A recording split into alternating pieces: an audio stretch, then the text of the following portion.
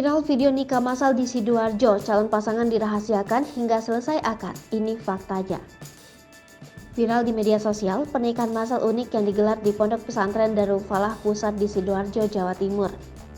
Pasalnya para pasangan pengantin tak saling mengetahui satu sama lainnya hingga selesai melangsungkan akad. Seorang peserta pernikahan massal bernama Husnul mengaku kaget saat tahu calon suaminya adalah tetangga desa sendiri. Dikutip dari kompas.com, Husnul mengatakan, dirinya pernah mengikuti pernikahan massal itu pada 2007 lalu. Seusai ijab kabul, Husnul mengaku baru mengetahui suaminya yang tak lain adalah tetangga desanya sendiri. Di tahun itu jumlah peserta yang mengikuti pernikahan massal sebanyak 68 pasang. Untuk diketahui, acara tersebut rupanya hanya dilaksanakan 5 tahun sekali. Pernikahan massal itu kembali dilangsungkan pada Minggu 22 Mei 2022 dengan total peserta sebanyak 22 pasangan. Mereka akan mengetahui calon pasangannya setelah selesai pembacaan ijab kabul.